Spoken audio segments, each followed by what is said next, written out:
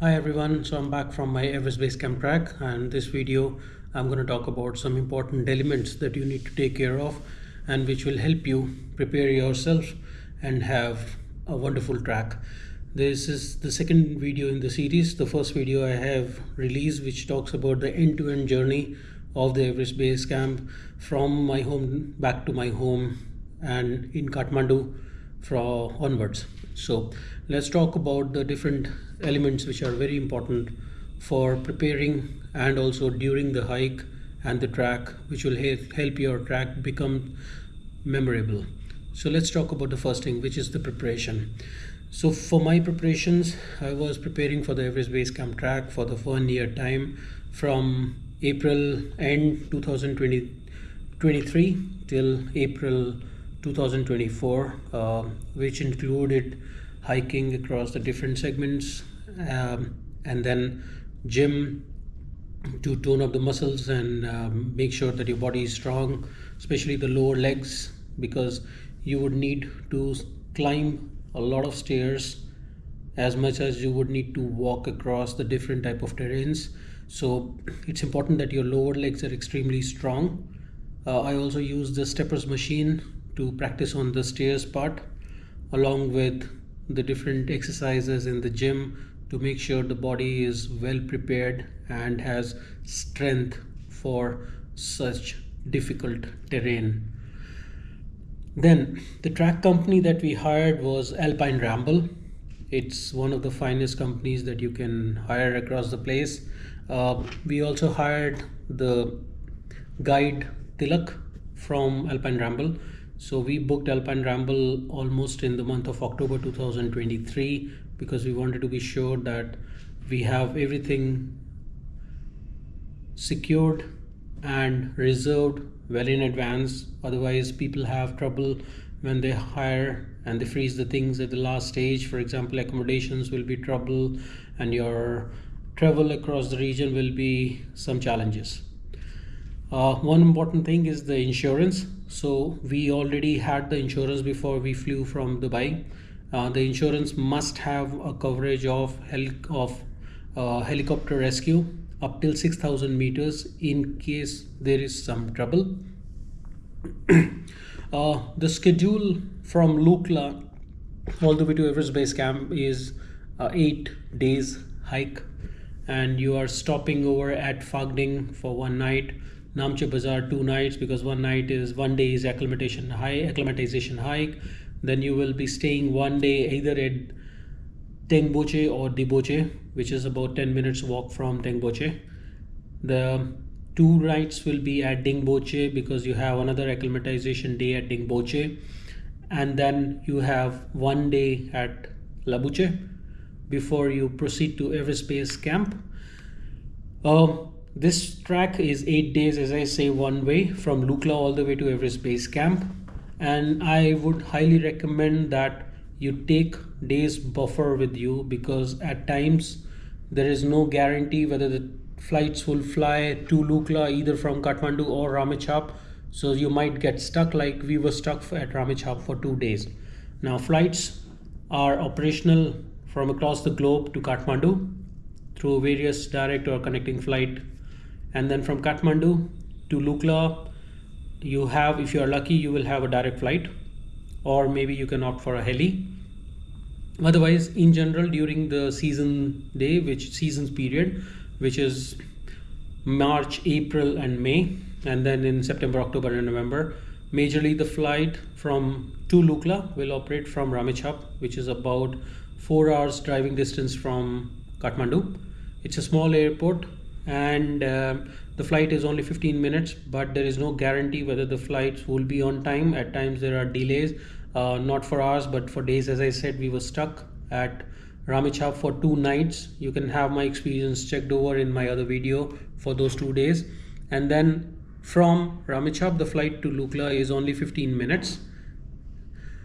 From Lukla all the way till EBC and the return path, you have ample options of helicopters, not just in case of rescue, but also when you are returning back from Everest Base Camp, you can return to Lukla through chopper, as a lot of people do, which is about 10 minutes to 15 minutes of flight.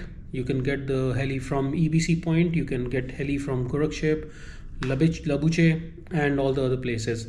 Otherwise, the return path is 4 days as you are descending down, so it's much quicker to cover the places. So that's about the schedule. One more important thing about the schedule is that during your hike day, what we learned is that you should be starting early morning as soon as the sun is out and bright, because after 1 in the afternoon the weather would change drastically almost at all the places. It's going to be very windy and quite cold. The weather really turns upside down after about 2 o'clock, especially to the upper regions like Tengboche, Dingboche, Labuche, and Gorakshep and EBC. So we learned that it is better that you start early in the morning as soon as the sun is out, because the sunlight will give you a lot of help. But after that you should be on your way to your next destination. So in the morning, do not delay your start in the morning timings. Okay, let's talk about now. So we have talked about the schedule and transportation. About the transportation, you can even get the heli back all the way from any point across the trail when you're returning, not just to Lukla, even to Kathmandu. So some people even have options of where they also opt for taking a heli all the way back from not just EBC point directly to Kathmandu, but sometimes when there is a crisis situation at Lukla, again for the returning path of the flights either to Ramechhap or to Kathmandu, people do opt for helicopter. But it is advisable that you also arrange your heli in advance, or at least have the contacts available with you. Generally your tour company and your guide will be making the things available for you in case there is a need, even at a last minute change in the plan. Okay, let's talk about the gears now. So for gears, to start with, you should have 2 different packing. One which is your Kathmandu bag, and the other one which is your hiking bag. Ideally your hiking bag should be separate and you should not be using during your stay at Kathmandu. For the one which is your track bag, I would suggest that you use different compartments for packing, because your summer clothes, your winter clothes, your your undergarments, your socks, and your medical equipment and everything you can keep in separate pouches. So it is very convenient and comfortable during the track to find them when you want to use them. I was carrying, for my summer's part, I was carrying 4 breathable t-shirts, 2 hiking shorts which were also convertible for the pants. Then I was carrying 4 pair of dry socks, 2 pair of hiking shoes. I was also carrying 4 pairs of undergarments, 6 pair of undergarments. I was carrying 1 cap and 1 cotton buff. On the winter part, I was carrying 2 warm sleeves, 2 warm hiking pants from Colombia, 4 pairs of thermals, both top and lower, 2 pairs of warm hiking socks, 1 beanie, and I also purchased from Thamel 1 windbreaker double layered, which was extremely useful because in the regions while you're hiking the wind would be extremely strong, and that is going to help you a lot while you are hiking because it will protect you from the wind, which is very important. As I said, you should be keeping your bags separate. Your hiking gears would be separate, not to be used in Kathmandu. And then for your gears to be packed, you should be using your separate compartments. You can have a check on that in my other video, which is about my track journey. And let's talk about the food now. See, majorly we ate dal bhat, which is rice, lentil curry, vegetables, some pickles, papadum. This is the most basic and the best food you can eat during your track, because it not just gives you energy during your daytime while you're hiking, because after every lunch spot you will have a major ascent period coming, and the energy which you get from dal bhat, not just because it is very simple and easy to digest. So the energy that you get from dal bhat is just amazing. I tried, for example, on one night at Namche, because this next night I was staying in Namche, so it was easy for me to kind of do an experiment. I tried with the yak cheese pizza. I didn't like it. It was very heavy to eat. Sticking to dal bhat is the best option, neither not just for dinner but also for lunch. For breakfast, we always used to go for the set breakfast, which includes omelette, bread toast, jam, butter, and fried potatoes, along with hot chocolate or coffee.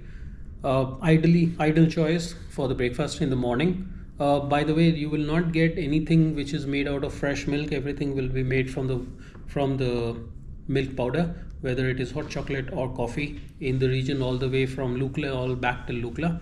Hot ginger, honey, lemon tea is an essential element to drink, but be careful if you're getting the ginger in lemon in the form powder. Avoid it as suggested by our tour guide. Anything which is in the powder form generally is to be avoided. Meat, as always, and everybody recommends, is an absolute no. You don't know for how long that was. I know the meat is how old in terms of the life. It may not be the absolute fresh one and may be contaminated. So to stay safe, I would suggest dal bhat is the best option. Hot water is also must to drink, and especially in the upper regions, all the way starting from Namche Bazaar till the topmost point, it's always paid. You will not get it for free.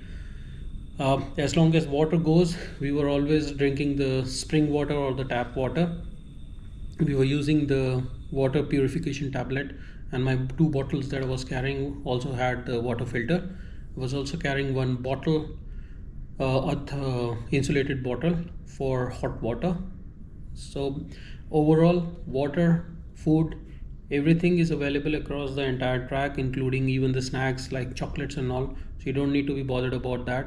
And generally all the hiking companies also make sure that the guides carry these to give to the client. Like our guide was also carrying fruits all the way from Kathmandu, because you will not find fresh fruits in the upper region. So he was always serving us with chocolate or fruits after every meal, lunch as well as dinner. Accommodation. So accommodation is, as I said, there are standard points where you will be staying all the way from Phagding to Namche Bazaar to Teng Boche, or maybe Di Boche, just 10 minutes away from Teng Boche, then Ding Boche, and then Labuche and Gorakshep. So all these places you will either have an option of standard tea houses or the upgrade one. We use the upgraded one. The difference is that your room will be with much better bed, warm electric blanket. The toilet will be attached with hot running water, may not be 24 hours, but at least for 1 shower in a day, and western toilet. That is much better option as compared to the standard tea house option. So we would highly recommend that if you can go for the standard upgraded accommodation. You will even get the charging point in next to your bed in the standard accommodations, at least till Ding Boche. We didn't get out at Ding Boche and Labuche, but Namche Bazaar, Di Boche, Phagding, Lukla, we had the setup of upgraded tea houses, and it is really good. Medicines. So medicines, we were carrying general medicines for cough, flu, fever, diarrhea, water purification tablets, strepsils, as I said, and Dimox, which is very crucial. Our guide was also carrying a first aid kit with him. He used to always check the oxygen level after both breakfast and dinner. So make sure that we have our oxygen as well as hydration level up to the mark. We started taking Dimox from Namche Bazaar. It was half pill a day we were taking, and after we reached Ding Boche, we took 1 pill across the day.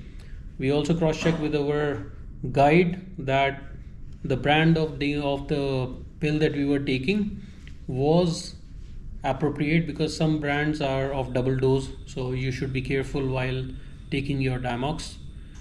Check with your guide, that's the best thing. If your guide is good, I would suggest stick to all the recommendations that he is giving to you, because those are the basic needs and the precautions of that region.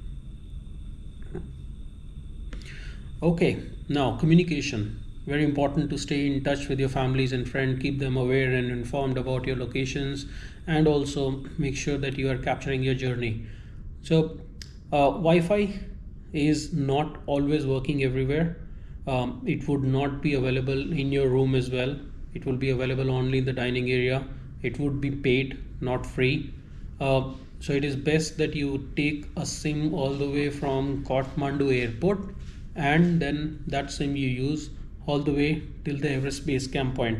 So Everest Base Camp point, some of the places like Dingboche and Labuche, the SIM may not work, but generally speaking, through the lower regions, across the lower regions like Phakding, Namche Bazaar, Tengboche, the SIM would be working and the network would be quite stable. So instead of having a dependency on Wi-Fi, I would say take your SIM all the way from the Kathmandu airport of either Nepal Telecom or the NTC, and it would give you a good reliable network generally across the track. I was also carrying a GoPro for all my video shoots. It's very useful, one of the game changers when you want to be on these kind of tracks and you don't want to carry heavy gadgets like DSLR. So I opted my DSLR to be kept back at home and carry something which is lightweight and at the same time powerful tool for video shoots as well as capturing the photographs. So I use GoPro Black Hero, the latest one. I was also carrying Kindle so that I could read across the time when I had spare time. We were using our spare time and playing Ludo on the phone, chatting with our fellow hikers to gain experience and knowledge from their learnings and also share our experiences with them. I was also carrying one 4600 mAh of power bank with me because I wasn't sure till when I will be getting charging, and if needed even on track, for example, I might have to charge, especially things like the Hero GoPro batteries, because they ran out very fast while you are taking the shoot. So make sure that you have extra batteries. I was carrying 4 batteries with me with charging slots, and they were quite useful. All right, one important thing, the last but not the least, is the costing. So we paid Alpine Ramble $1,300 per person while we booked the track, and then when we decided to go for the upgrade accommodation, we paid approximately $300 further to them, because the $1,300 pack will only take care of and will only give you the coverage of standard tea houses. Then from Namche, we were spending about $7 per day, because as I said, hot water is not free. You have to purchase it. All your drinks like honey ginger lemon tea or hot chocolate or coffee, you have to purchase. That will not come as a part of a package. So for those things you have to pay out of your pocket. So that was average $7 that we were paying.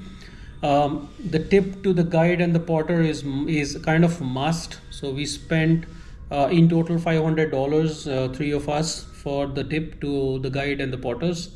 We also took a chopper from EBC back to Lukla, which costed us $2,000, and then another chopper because the flights were not operating from Lukla all the way to Ramechhap or Kathmandu. So we also hired a chopper back to Kathmandu, which costed us $400 per person.